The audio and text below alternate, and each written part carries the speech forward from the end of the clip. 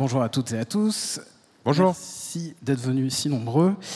Je suis Étienne Rouillon, je suis journaliste et j'ai le plaisir d'accueillir Elisha Karmitz, qui est directeur général du groupe MK2. On n'a rien dit pour l'instant. Elisha Karmitz est directeur général du groupe MK2, dont MK2 Alt, qui est une filière qui a fait l'événement média quand même à la rentrée en septembre, en distribuant dans les salles de cinéma Kaizen. Kaizen pour ceux qui... Est-ce que, en levant la main, qui a vu Kaizen? Donc voilà, il y a certaines personnes qui l'ont vu. Pour les autres, c'est un documentaire fait par le youtubeur Inoxtag, qui est sorti en salle et le lendemain sur YouTube. On est à près de 370 000 spectatrices et spectateurs en salle, 38 millions de vues sur YouTube.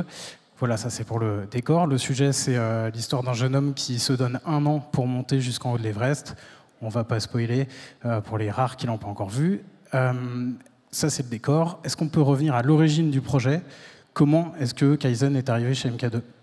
Écoutez, ça faisait très longtemps chez MK2 qu'on s'intéressait à la Creators Economy. Dès 2015, on avait commencé à organiser des événements avec des créateurs qui aujourd'hui sont parmi les plus populaires, notamment Seb Lafrite, Adèle Castillon. Et après le Covid, on a en effet un nouveau paradigme dans les salles de cinéma. Je ne sais pas si vous vous rappelez, quand on sortait du Covid, on parlait beaucoup de la crainte que les jeunes ne reviennent plus dans les salles. Et c'est vrai que c'est une question qui se posait. Nous, chez MK2, on a toujours eu le sentiment que les jeunes peuplaient très largement les salles, et puis on le constate dans les chiffres et dans les résultats. Mais ce qui a changé dans ce nouveau paradigme, c'est pas le fait que les jeunes se désintéressent du cinéma ou d'autres formes de culture, c'est la fréquence d'usage. Et c'est une bataille pour l'attention, où aujourd'hui, à la fois liée à l'inflation, au cinéma, on va trouver des problématiques de prix, on va trouver de la compétition sur l'attention qui va faire baisser la fréquence d'usage, et on s'est posé la question de comment augmenter cette fréquence d'usage. Et l'une des réponses qu'on a cherché en créant, notamment avec YouTube, un label qui s'appelle le YouTube Cinema Club, c'est d'amener sur les écrans de cinéma des contenus qui venaient de la Creators Economy dans le but de pousser des rôles modèles de cette jeunesse vers les salles et d'augmenter la fréquence d'usage des cinémas. C'est un gros succès, 370 000 spectatrices, spectateurs en salle sur une séance. Est-ce que c'est un succès que vous aviez anticipé? Est-ce que le fait qu'il y ait une diffusion le lendemain sur YouTube, ça a été un questionnement pour vous, de vous dire ça va affaiblir l'attractivité en salle? Est-ce que c'est quelque chose que vous avez travaillé, justement? Alors pour rappeler aussi les forces en présence autour de ce projet, le projet a été produit par Inoxtag et sa société de production. Il est accompagné en production exécutive par Webedia, qui le représente et qui l'aide aussi à financer en partie ces projets.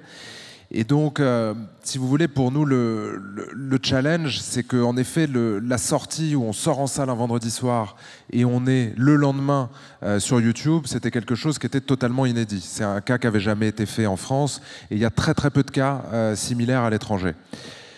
Moi, j'avais une conviction profonde qu'en travaillant sur ce type de mode de diffusion, on allait pouvoir démontrer qu'on en faisait un grand événement médiatique et que les entrées salles n'allaient pas réduire la visibilité sur YouTube, et inversement, que la sortie YouTube n'allait pas empêcher le public de se déplacer en salle. Et c'est ce que ce projet a montré. À l'inverse, le cinéma a un effet d'iconisation.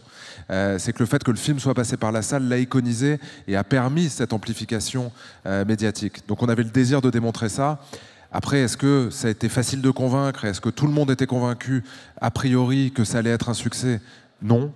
Et la meilleure exemple, la meilleure preuve de cet élément-là, c'est que quand on met le film en vente, il est en vente que dans 350 salles en France.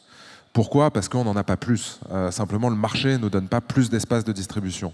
Ce qui démontre quand même qu'il y avait une certaine réticence et qu'il y avait besoin d'aller convaincre que ça pouvait marcher. La question que beaucoup se posent maintenant, c'est est-ce que c'est réplicable? Est-ce qu'il y a d'autres Kaizen? Est-ce que c'est souhaitable qu'il y ait que des Kaizen? Ou est-ce qu'avec MK2 Alt, avec les autres parties prenantes sur ce dossier, vous avez d'autres sorties, d'autres projets en tête? Alors c'est l'enjeu, c'est le positionnement d'MK2 Alt, c'est de se positionner sur on va dire une catégorie qui est en création, qu'on appelle le cinéma événementiel. Je rappelle dans cette catégorie-là qu'il y a eu quand même des grands événements marquants, notamment dans l'année dernière, à savoir le concert de Taylor Swift aux États-Unis, qui sur un mois de box-office aux États-Unis a pris la tête du box-office américain, ce qui n'était jamais arrivé par le passé. Donc MK2 Alt se positionne pour aller faire des sorties événementielles, donc ça peut être des concerts, ça peut être des spectacles, ça peut être des contenus qui viennent de la Creators Economy, On élabore nos line-up pour 2025, donc c'est en effet en cours. Et ensuite, oui, c'est reproductible, évidemment, mais tout dépend des contenus. C'est que le but n'est pas simplement de mettre n'importe quel contenu en salle, on va chercher des contenus de qualité qui ont du sens, et tous les contenus n'ont pas la possibilité ou ne méritent pas d'aller en salle. Donc on essaie quand même d'avoir un œil critique, toujours aussi affûté, et c'est aussi cette confiance-là avec la marque MK2 qui fait notre valeur. Et d'après vous, qu'est-ce que sont venus chercher les spectatrices et spectateurs dans la salle? Tout le monde aurait pu rester chez soi et le regarder sur la télé ou sur l'ordinateur ou sur le téléphone le lendemain. Alors je crois que ce que viennent chercher les spectateurs, c'est ce qu'ont toujours venu chercher au cinéma depuis sa création, à savoir de vivre un moment ensemble, de partager une émotion et de regarder un contenu audiovisuel en communauté. C'est pour ça que, si vous voulez, chez MK2, on va représenter la défense du cinéma d'auteur. Et c'est vrai, on défend le cinéma d'auteur mondialement depuis 50 ans. Mais il n'y a pas forcément pour nous d'antinomie entre défendre le cinéma d'auteur et faire Kaizen. Pourquoi? Parce qu'il faut travailler au renouvellement des publics, parce qu'un public jeune qui regarde aujourd'hui Kaizen aura certainement demain envie aussi de regarder autre chose, mais que l'important, c'est quand même d'amener les gens au cinéma.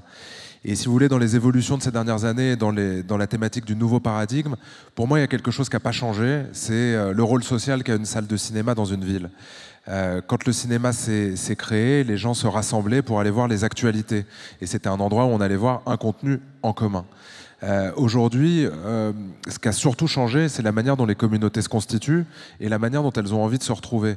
Mais le rôle de la salle, qui est de permettre à une assemblée de personnes, à une communauté d'aller voir un contenu en commun, et que ça a un rôle social et dans une ville et dans la vie des gens, à mon sens, ça n'a pas tellement changé.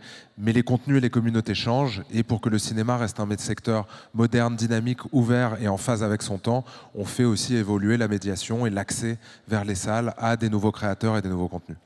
Et pour conclure, comment est-ce que la communication justement sur ces nouveaux espaces, on peut penser à YouTube, on peut penser aussi à TikTok, etc. Comment est-ce qu'une industrie comme le cinéma peut profiter de ces nouveaux espaces? Est-ce que vous pensez qu'ils sont en concurrence? Est-ce qu'ils peuvent s'entraîner l'un l'autre? Alors, je pense que quand on travaille avec la Creators Economy et que, comme c'est le cas chez MK2 ou comme c'est mon cas, ça fait presque 20 ans qu'on fait de la distribution, de la communication et du marketing, je pense qu'il faut être extrêmement humble parce que, moi je vous le dis tel que je le pense et je vous le dis de manière très directe, je considère que Inoxtag, Inès, est un génie de la communication. Et c'est un vrai grand génie de la communication. Je ne sais pas pour ceux qui le suivent ou pas, mais après Kaizen, il a lancé là, dans les 2 dernières semaines, un manga qui s'appelle Instinct. Et la manière dont il l'a amené, dont il l'a marketé, dont il l'a communiqué, à mon sens, c'est une leçon de communication pour tous les communicants que nous pouvons être ou qu'on a en France, parce qu'il a utilisé tout le Web3 et il l'a injecté dans un élément pour créer un lien très très fort avec sa communauté et réaliser ses rêves. J'ai pas vu de projet aussi bien réalisé en France par des indépendants et je pense qu'à ce titre-là, on doit tous être très humbles parce qu'on a des jeunes gens de 20 ans qui sont en train d'écrire leur futur. Merci beaucoup. Merci. Merci.